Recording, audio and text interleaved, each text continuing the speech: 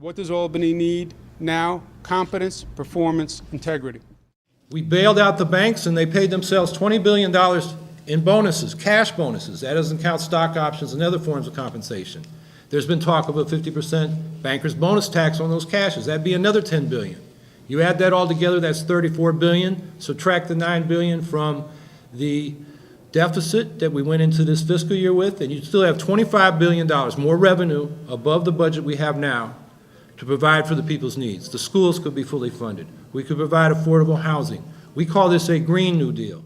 And then to add insult to injury, they look to the state government, which is supposed to be part of the solution, and it turns out the government is part of the problem. Take over control of the New York Power Authority, which is public but not democratic. And we need to democratize our public authorities so they answer to the people and not to the special interests and the Wall Street interests that have used them to run up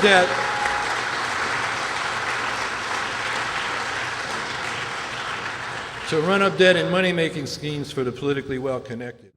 Closing the budget gap. How are you going to close a $9 billion budget gap? What are you going to do about pensions? What are you going to do about job development, the SUNY system?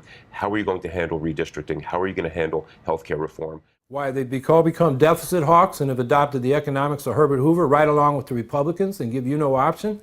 I mean, you go right down the line on the issues, and when you give your vote away to one of the carpet parties, they take your vote for granted. A vote for the Green Party is a vote for the program of the Green Party. And This is the Tweed Courthouse. Well, unfortunately, Albany's antics today could make Boss Tweed blush. a green vote is a vote for the Green program that cannot be taken for granted. You can talk all you want about green, but if you vote for another party, it won't count as a green vote. Don't believe the hype. False media, we don't need it, do we? We have to fight for an independent media.